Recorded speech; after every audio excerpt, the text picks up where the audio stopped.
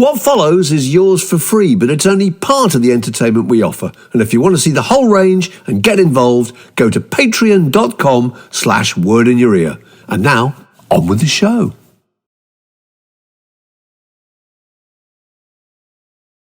Word down your way. You're such a lovely audience. Another edition of Word Down Your Way, and another musician about to set out on a UK tour. It's the great Midge Ure. Midge, Hey. lovely to see you. And you guys. And where are you? In Spain, I think. Is that right? I'm in Spain just now, yeah.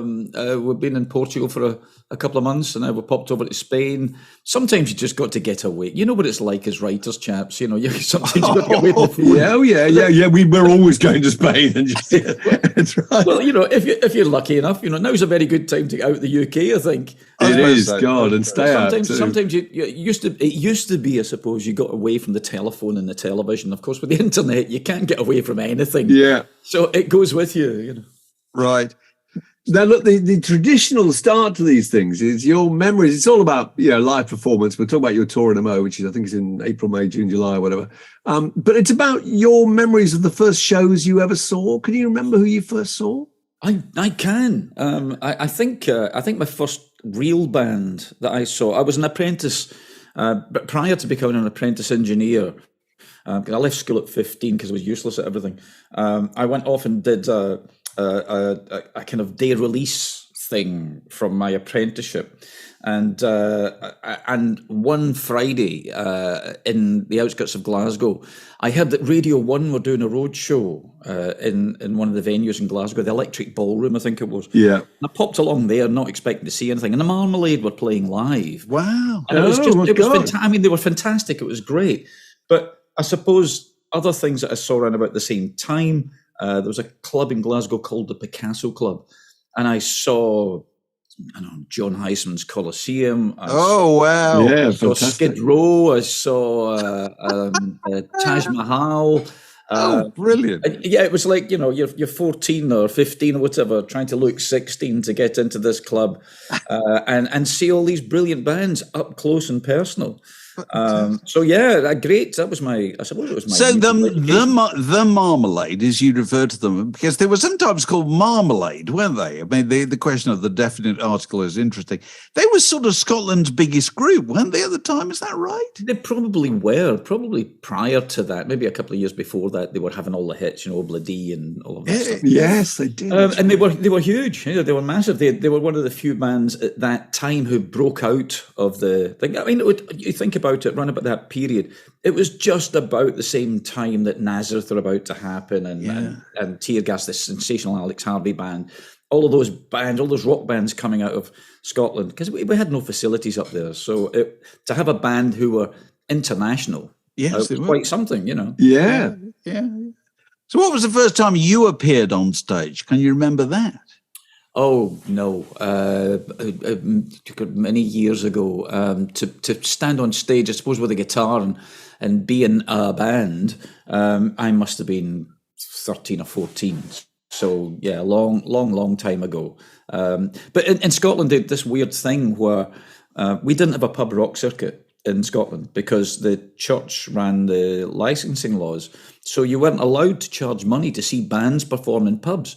So you guys had all this fantastic pub rock circuit where bands could come along and play their own stuff and cut their teeth and learn how it all worked. And we had to be human jukeboxes playing.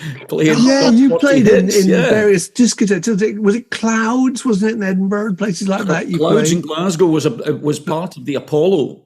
It was on the top of the Apollo. It was like a massive ballroom. It held 2,000 people, 3,000 people. And Clouds in Edinburgh and Glasgow were owned by our management company at the time. So, and you were in what? Was it Stumble? It was Salvation. It was Stumble at the time, and then I finally joined Salvation, who were the forerunners to Slick, I suppose. So we were. So what covers were you playing? This is brilliant. And which ones never let you down? No, we were a really choice band. We steered clear of Son of My Father and played things like This Town Ain't Big Enough for Both of Us. We erred on the side of quality. Yeah. What other ones were the floor fillers that you remember? Oh, what was that? Jojo Gunne.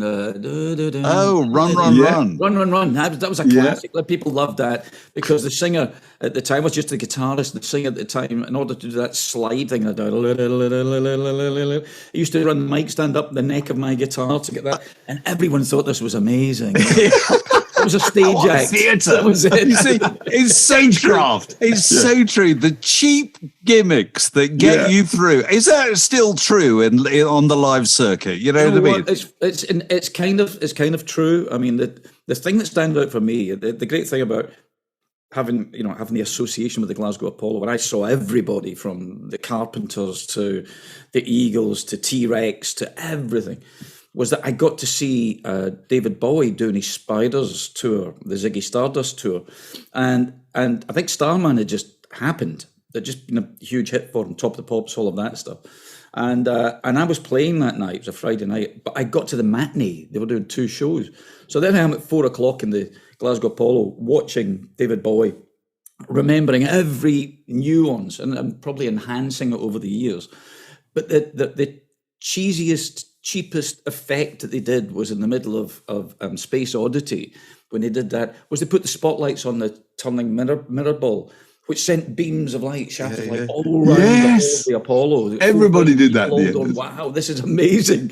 It's the cheesiest, most simple thing you could possibly do, but incredibly effective.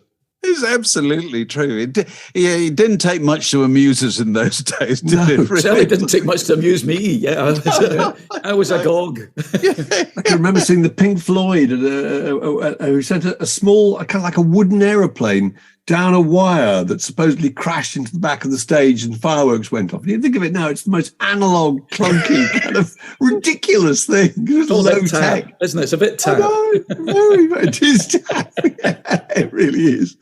Oh God. So, but greatest gig you ever saw? Can you think of something that was just absolutely sensational? Well, I think that was one of them. I mean, I had a run of turning up at venues not to either be let in or for the headliners not to turn up. I turned up to see Deep Purple just again when Black Knight or Strange Kind of Woman, whichever one came first, became a hit. And they were meant to play the Electric Gardens in Sauchiehall Street, which holds like 1,000 people or something.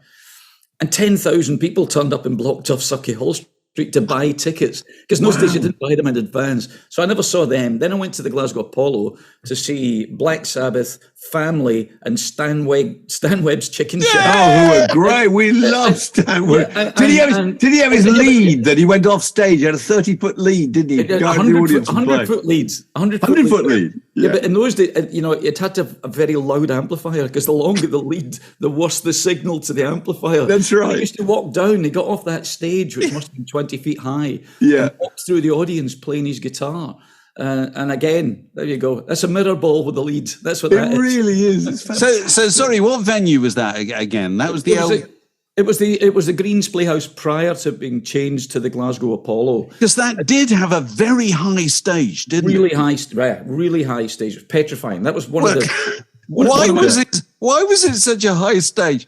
Was it to do with the performer's fear of the audience in Glasgow at all? Was it, because all those stories about, comedians being for your own protection, dying a death. I think it was probably the audience that instigated it, so that if they didn't like who it was, if they fell off the stage, they weren't coming back. they wanted their pound of flesh.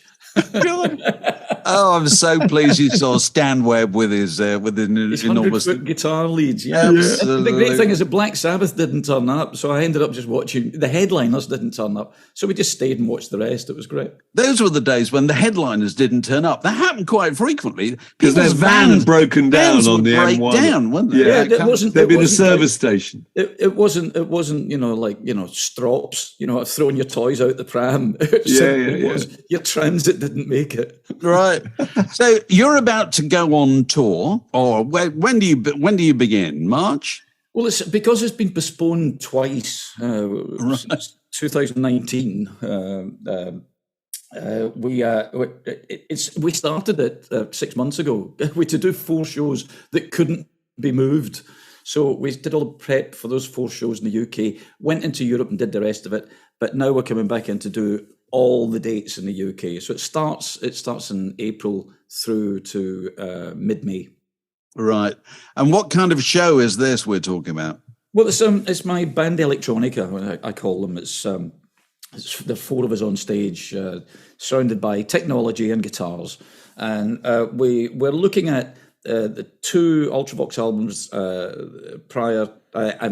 after the Vienna album. We did the Vienna album and the first Visage album on the tour that in 2019, when it was all kind of cut short when COVID kicked in. So the follow-up to that was due to happen a year afterwards, which didn't happen, of course. So it's those two albums, the Raging Eden album and the Quartet album, and the obligatory hits that you wouldn't be allowed, certainly not off. You'd be falling off the stage at the Glasgow Apollo with some very distraught fans pushing you from behind if you didn't play the hits. What are the hits that you end with? Oh, you know what? That's a good one. I'm not quite sure. We always described Ultravox as one of these bands. If you wanted to scratch their nose, they'd have to kind of do it that way, a really awkward. Yeah. And more often than not, that sticks, and because a lot of it came from me. We tend to finish with really moody, dramatic, mournful, sad, miserable tunes. Rather than the big obvious leave everyone with a spring in their step. Let's go home singing, dancing. No. Don't. Let's go home with and want to top ourselves. It seems to suit. So, but this idea of doing old albums, which is clearly a popular idea, isn't it, with people? Isn't it amazing that nobody ever did it for about 30, 40 years, and then suddenly? Well, it's a bit like I suppose greatest hits albums. I remember when Chrysalis Records came to Ultravox way before our demise and suggested we do a compilation album, a greatest hits thing, and we thought, no, this only happens when the band's not around or you're all dead. And we're not quite there yet, but then all of a sudden it became a de rigueur. Everyone had to have a greatest hits and then throw in a new track as well. But there's something about it's a nostalgia thing for the audience, and it's an audience who probably missed out on seeing Ultravox. They're never going to see Ultravox again. It's not going to happen. They've never heard those songs performed live, and I can see why they want to go there. It's painful for me because I go back and listen to those records and analyse them. I sit and go, "Oh, that's quite interesting. Oh my God, how did we get away with that?" You do that, yeah. Because you do. I'd like to think it's a sign of progress or whatever. Do you feel self-conscious about playing songs that you wrote when you were so much younger? Yeah, some of them. Because you got that with the Robert Plant kind of Stairway to Heaven thing that he wrote when he was about 19. It's just agonised with embarrassment about these lyrics that he wrote. He can't bear to sing them anymore. Do you ever suffer from any of that? Yeah, I do, but I just cherry pick. I just avoid them completely. The ones that I can't do it. I can't stand there and sing some of the things. I mean, some of the things are they're cheesy and they don't stand up, and I get it. And the fans will hate me because it's usually the ones they love. And I just can't do it. You can't stand there and pretend that you're actually into it. A lot of them make the transition to playing now and playing live incredibly well. And they're the ones that I do, but I just don't do the complete albums. I don't get it. I think I once saw, and he's probably dead now, so I can say it. I saw Derek Nimmo in a panto in Bath when the kids were young, and he obviously thought it was beneath him, and he staggered around stage, not knowing his lines, and obviously hating every second of it. And I thought, I can't be that guy. I can't just stand there and do this for all the wrong reasons, Quite rightly. God. Well, look, Midge, fantastic talk. So when is it? It's in April, May, June, July, I think. April and May. And then there's all the festival things during the summer, all the usual suspects. Well, we will heavily plug those dates at the end of this. And it's and as they say on the Terry Wogan show, used to say, good luck with the tour. And Thank you very much.